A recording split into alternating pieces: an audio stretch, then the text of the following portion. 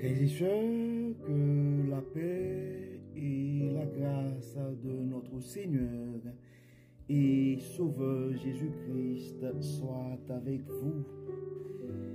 Ici et de WH Redemption Ministries pour notre méditation du dimanche 28 juillet 2024. Toujours dans la mission de vous accompagner semaine après semaine sur le chemin du royaume de Dieu. Car l'essentiel, frères et sœurs, est dans le royaume de Dieu.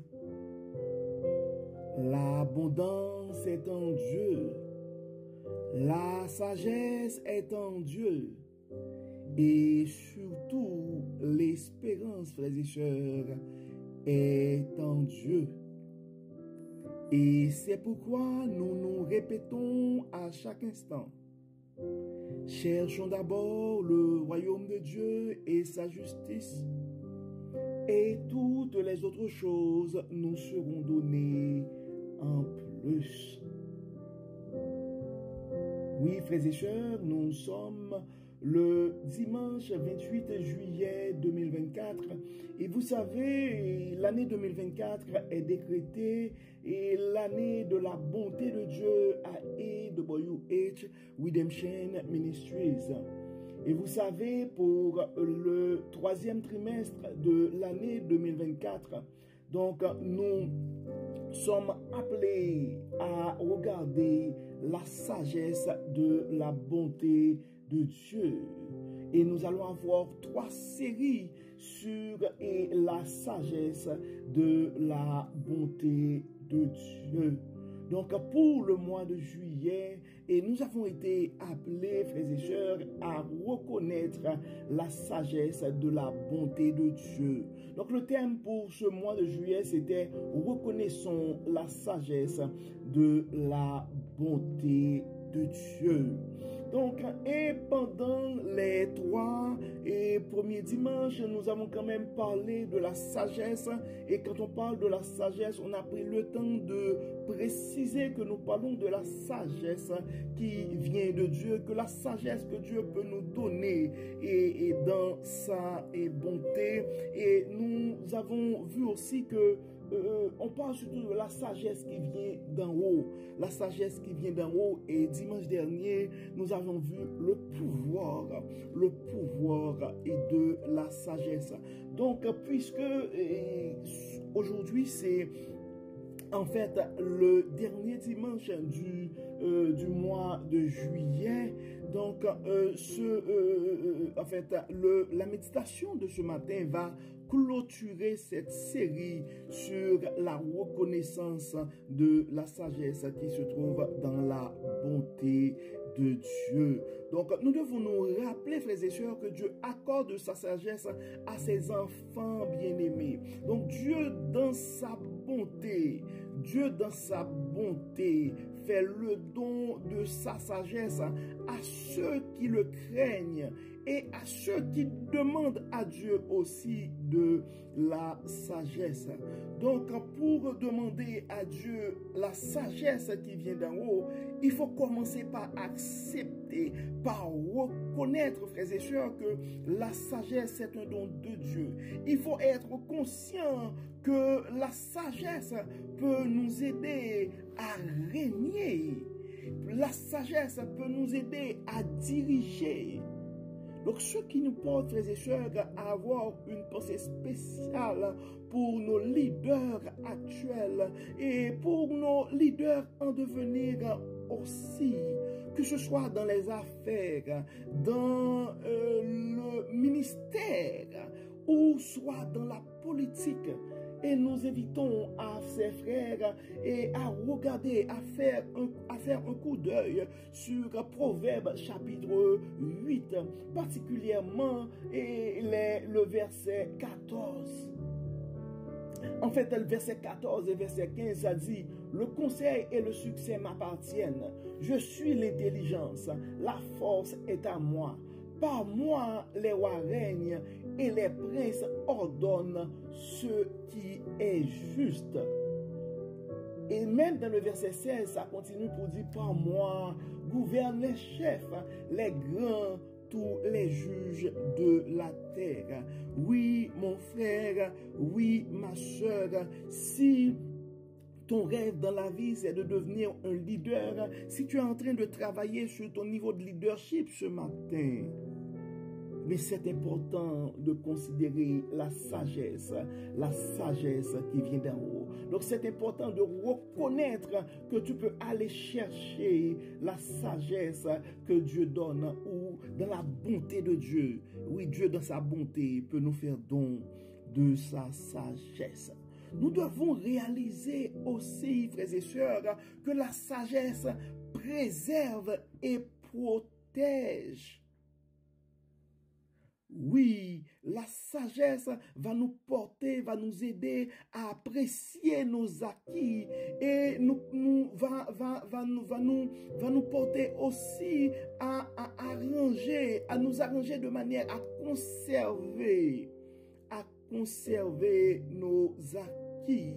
Donc conservons, sécurisons les territoires acquis avant de partir à de nouvelles conquête. Ça, frères et sœurs, c'est la sagesse qui préserve. En fait, des fois, il y a en fait une différence entre la préservation et la protection. En fait, la préservation, c'est comme il y a un acquis. Donc, cet acquis-là, il faut le préserver. Donc, des fois, nous prenons pour acquis les bienfaits de Dieu. Mais nous devons comprendre, nous devons apprécier ce que Dieu nous donne, frères et sœurs.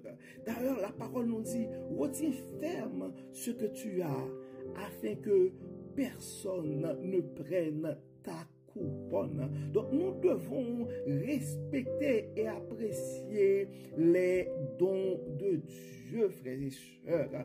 Donc, c'est facile de l'oublier. Donc, nos talents sont des dons de Dieu. Il faut les apprécier et les respecter aussi. C'est pourquoi nous devons toujours avoir un cœur reconnaissant. Remercions Dieu souvent pour l'intelligence. Remercions Dieu pour l'inspiration, pour les talents qu'il nous donne. Et apprécions et faisons en sorte que ces talents puissent être préservés. Donc ça, c'est la sagesse qui préserve, frères et sœurs. Et il y a aussi ce qu'on appelle la sagesse qui protège. Oui, la sagesse qui protège. C'est la sagesse qui nous porte à éviter certaines choses qui pourraient nous faire du mal. Donc souvent dans le langage courant, on dit il ne faut pas jouer avec le feu. Ça, c'est une sagesse qui protège. Il ne faut pas jouer avec le feu. Donc, parlant de feu, frères et sœurs, il faut comprendre que le feu en soi peut prendre plusieurs formes. Donc la sagesse de Dieu peut nous aider à nous protéger contre et à identifier ces feux. Parce que des fois, frères et sœurs, il y a ce qu'on appelle des feux doux. Il n'y a pas de flamme. C'est pas facile à identifier. Mais nous devons comprendre aussi que le feu doux peut brûler et peut faire aussi des dégâts que le feu qui soulève des flammes et de la fumée.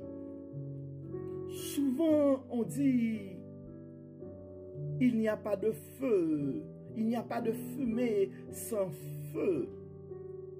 Mais nous devons comprendre aussi qu'il peut y avoir de feu sans fumée ou de feu sans flamme. Mais la sagesse de Dieu peut nous aider à les identifier et à nous protéger de ces feux qui peuvent brûler. Mais la sagesse de Dieu peut nous aider à comprendre aussi que le feu peut brûler, mais le feu peut cuire aussi. Le feu peut purifier aussi. Car en fait, la sagesse, en fait, il y a ce qu'on a, généralement on dit, il y a du bon en tout. Il faut savoir l'extraire.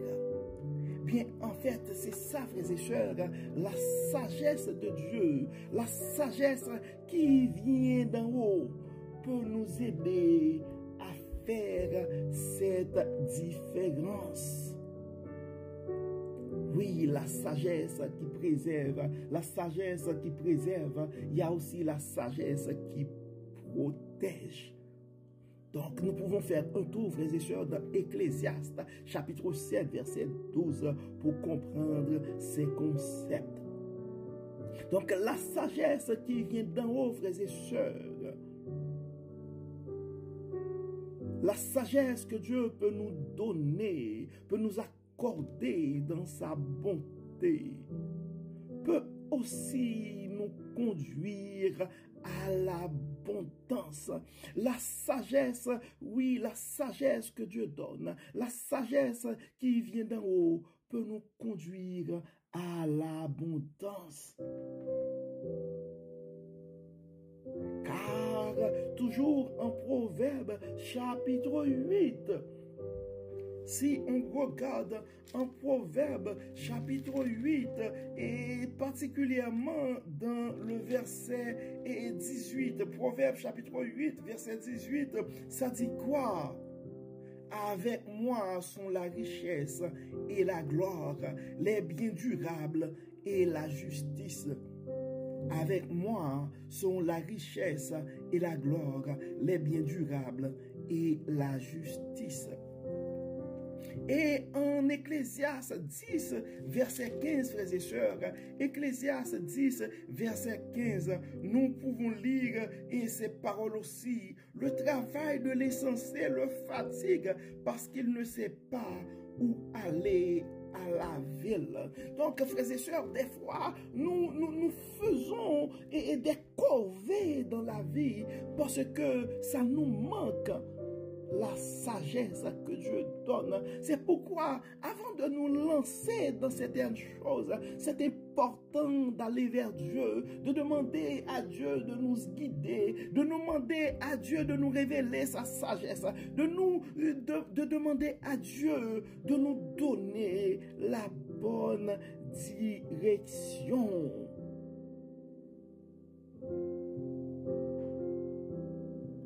Donc, nous devons comprendre aussi, frères et sœurs, que la sagesse qui vient d'en haut peut nous aider à protéger notre famille, peut nous aider à avoir une famille épanouie, peut nous guider, peut nous conduire à ce qu'on appelle des bénédictions intergénérationnel. Souvent dans le milieu professionnel, en wealth management ou en gestion de patrimoine, nous parlons de richesse intergénérationnelle. Donc souvent, nous parlons avec nos clients pour les expliquer comment créer quelque chose pour les enfants ou les petits-enfants, comment on peut s'arranger, mettre en place des structures, non seulement pour protéger le patrimoine qu'on a, les acquis, mais pour faire en sorte aussi comment on va s'assurer que ce patrimoine, que ces richesses vont être traversées, vont être léguées à la nouvelle génération. Donc la sagesse que Dieu donne peut premièrement nous aider à comprendre que la vraie richesse vient de Dieu. Mais la sagesse que Dieu donne aussi, frères et sœurs, peut nous aider à non seulement créer, peut nous conduire vers l'abondance et créer des richesses, des bénédictions intergénérationnelles pour nos descendants. Mais la parole parole nous dit aussi en Proverbe chapitre 4, verset 23, que c'est par la sagesse qu'une maison s'élève et par l'intelligence qu'elle s'affermit. Donc la protection que tu cherches pour ta famille ce matin, l'épanouissement que tu cherches pour ta famille, la protection que tu cherches pour ta maison ce matin, mon frère, ma soeur. Donc les paroles de Proverbe 24, verset 3 pourraient aider ce matin. C'est par la sagesse qu'une maison s'élève et par l'intelligence qu'elle s'affermit. Mais en fait, frères et sœurs, je ne saurais terminer cette série sans soulever cette question qui devrait être la réaction logique de quelqu'un qui, en fait, qui pense, et comme je pourrais dire l'homme cartésien qui est en moi, particulièrement le jeune moi, 10, 15 et même 20 ans de cela. Je dirais même le jeune curieux, fougueux et aventurier que j'étais. Donc ce serait avec raison qu'on pourrait se poser cette question.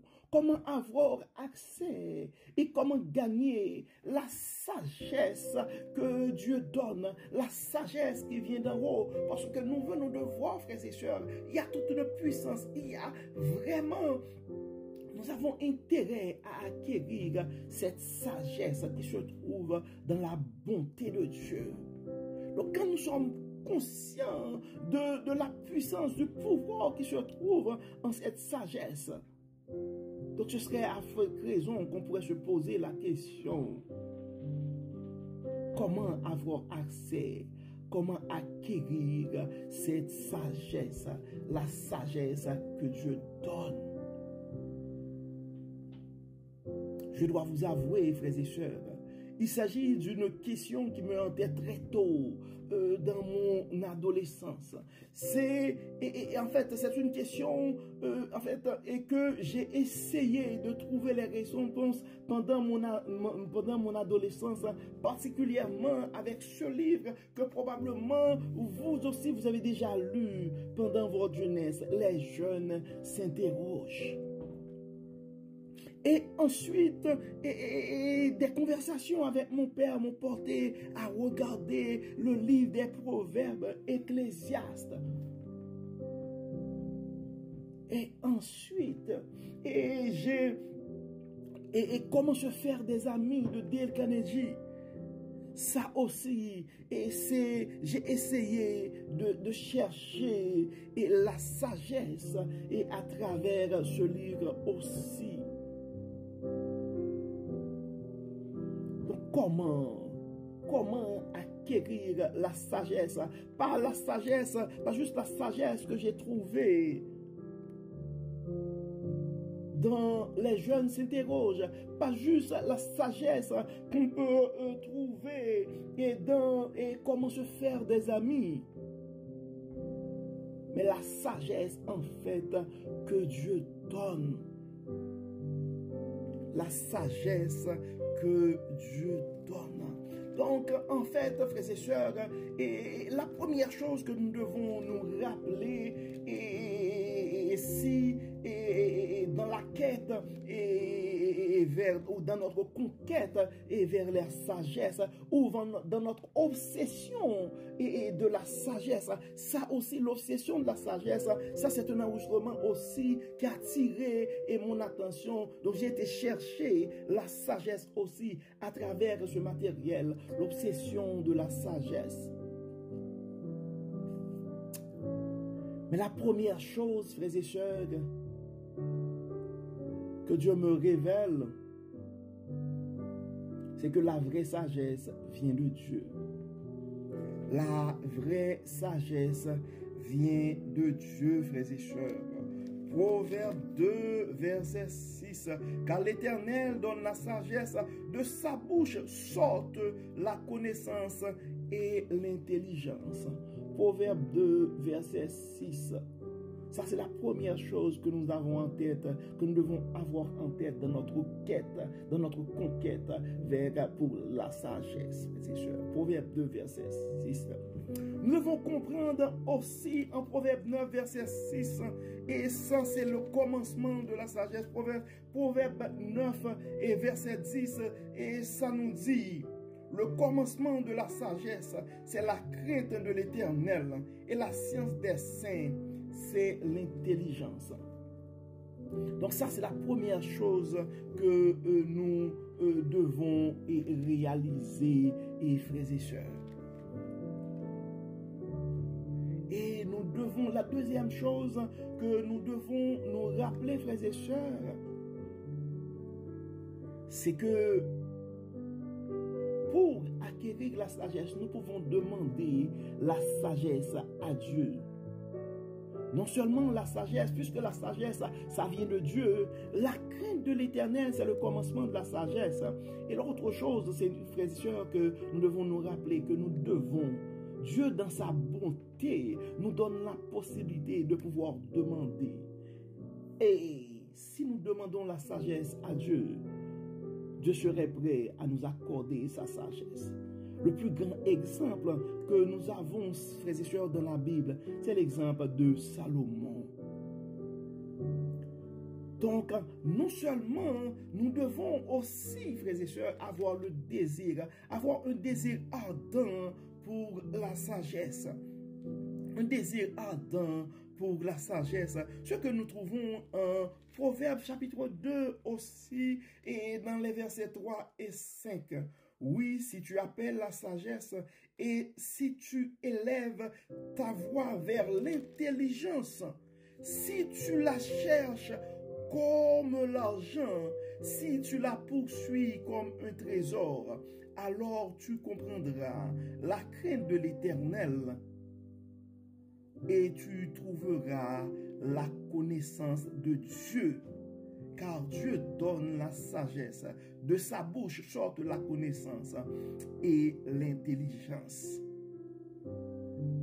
Ça, c'est important, frères et sœurs. Nous devons avoir un désir ardent. Nous devons, en fait, Dieu dans sa bonté peut nous donner la sagesse, mais nous autres aussi, nous avons un effort à faire. Et dans l'effort que nous avons à faire, frères et sœurs, pour acquérir la sagesse, nous devons comprendre aussi que l'une des sources que nous avons pour acquérir la sagesse, c'est apprendre, c'est le temps, c'est passer du temps dans la parole de Dieu. Car, et c'est vrai, j'ai cherché la sagesse dans l'obsession de la sagesse, en écoutant l'obsession de la sagesse. J'ai cherché la sagesse en lisant Les Jeunes s'interrogent. J'ai cherché la sagesse en lisant Comment se faire des amis. Mais j'étais quand même chanceux dès ma jeune, dès mon adolescence. Mon père m'avait conseillé de m'attacher, de lire le livre des Proverbes et Ecclésiastes. Et le psalmiste nous dit en Psaume 19, verset 7, Psaume 19, verset 7, le psalmiste nous dit, il se lève à une extrémité des cieux et achève sa course à l'autre extrémité. Rien ne dérobe. En fait, ce que je voulais partager avec vous, au lieu du psaume 19, verset 7, et c'est surtout la parole que nous trouvons en psaume 119, verset 105. Psaume 119, verset 105. Dès mon jeune âge aussi, c'est un verset que nous avons appris à l'école du dimanche, et même à l'école, dans le temps où on apprenait des versets à l'école. Psaume 119, verset 105. Ta parole est une lampe à mes pieds et une lumière sur mon sentier. Dans le verset 6, ça continue, je jure et je le tiendrai d'observer les lois de ta justice. Mon frère, ma soeur, nous venons de voir et que c'est important. La sagesse, les pouvoirs, les vertus de la sagesse et qui vient de Dieu, la sagesse que Dieu donne. Donc nous avons été appelés, frères et sœurs, pendant le mois de juillet à reconnaître la sagesse de la bonté de Dieu. Donc nous avons vu que la sagesse, ça vient de Dieu. La sagesse est en Dieu, frères et sœurs. La sagesse peut nous aider non seulement à préserver nos acquis, mais ça peut nous protéger aussi du mal. La sagesse peut nous conduire vers l'abondance, et non seulement par l'abondance pour nous autres, mais l'abondance intergénérationnelle. La sagesse peut nous aider à fermir notre maison, à protéger notre famille. Donc nous sommes conscients, frères et sœurs, c'est important pour nous autres de chercher la sagesse à tout prix. Et pour acquérir la sagesse, la première chose que nous devons nous rappeler, frères et sœurs, c'est que la sagesse vient de Dieu et la crainte de l'Éternel, c'est le commencement de la sagesse. Donc, à travers la parole de Dieu, nous avons vu aussi, frères et sœurs, que nous pouvons demander de la sagesse à Dieu et dans sa bonté, oui, Dieu peut nous révéler, peut nous donner sa sagesse, la sagesse qui vient d'en haut. Mais pour arriver à tout ça, ça prend un désir. Nous devons désirer la sagesse. Nous devons partir à la conquête de la sagesse, frères et sœurs. Mais nous venons de voir aussi que nous devons prendre le temps pour étudier et apprendre la parole de Dieu. Parce que la sagesse, l'un des moyens d'acquérir la sagesse que Dieu donne, c'est à travers sa parole. Car dans le psaume 119, verset 105, le psalmiste nous dit, la parole de Dieu, c'est une lampe à nos pieds et une lumière sur nos sentiers. Notre monde a un grand vide, frères et sœurs, qui a la forme de la sagesse que Dieu seul peut donner. C'est pourquoi, frères et sœurs, à travers nos prières, nous devons non seulement demander à Dieu la sagesse pour nous autres, demander à Dieu de nous éclairer, mais demander à Dieu aussi d'éclairer nos enfants.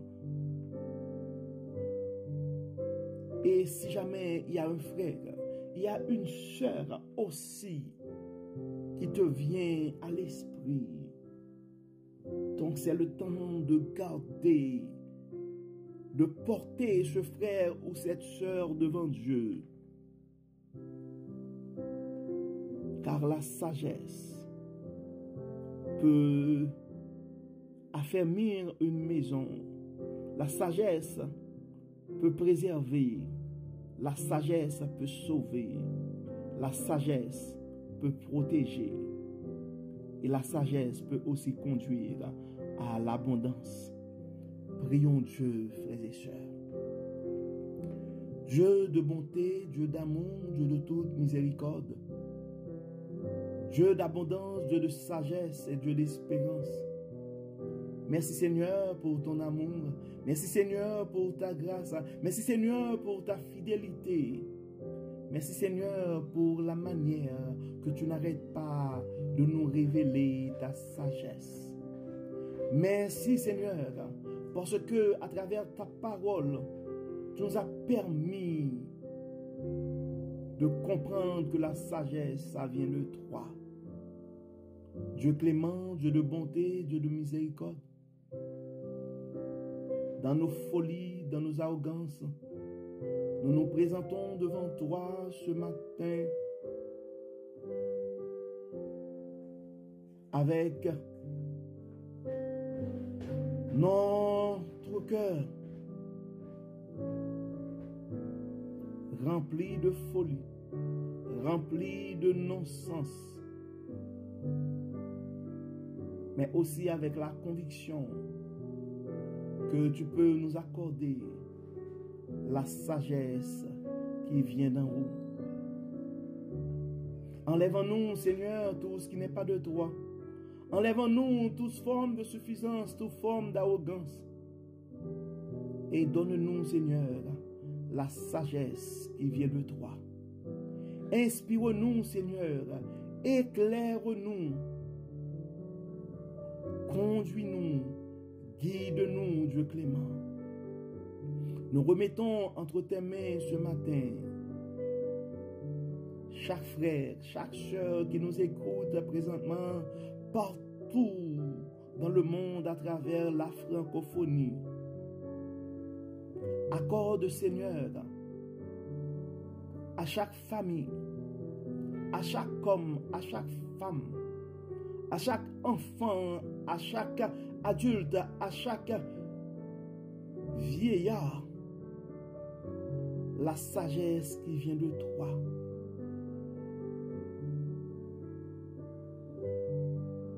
Enlève en nous, Dieu clément, toute forme de sagesse qui ne vient pas de toi. Inspire-nous, protège-nous, prends toute la place dans nos vies, Dieu clément. Ce grand vide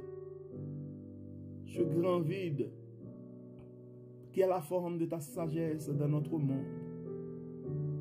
Daigne combler ce vide, Dieu clément. Éclaire-nous, protège-nous, pardonne-nous. Au nom de Jésus, nous prions. Amen. Amen. Frères et sœurs, nous arrivons au terme de notre méditation pour ce dimanche 28 juillet 2024. Laquelle méditation qui doit mettre un terme à notre première série sur la sagesse qui se trouve dans la bonté de Dieu, sur la sagesse de la bonté de Dieu. Et d'ici là, frères et sœurs, nous vous souhaitons une excellente fin de mois de juillet. Bon dimanche sous le regard du Dieu Tout-Puissant. Et la semaine prochaine, nous allons commencer avec une nouvelle série qui sera de vivre la sagesse de la bonté de Dieu. Il ne suffit pas de chercher et de parler ou de reconnaître la sagesse qui vient de Dieu. Mais il faut vivre aussi cette sagesse, frères et sœurs. C'est cette série que nous allons commencer à partir du mois d'août, la semaine prochaine. Donc, si jamais vous ne l'avez pas encore fait, je vous invite à partager ce message à un frère ou à une sœur, car on ne sait jamais ce que la parole de Dieu peut faire dans la vie de l'un de ses enfants bien-aimés. D'ici là, frères et sœurs, bon dimanche sous le regard du Dieu Tout-Puissant. Que le Seigneur nous protège, que le Seigneur nous garde, que le Seigneur nous accorde sa sagesse. Et pendant plusieurs générations.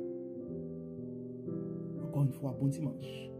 Et à demain, frères et sœurs, pour notre dévotion matinale. Bye bye.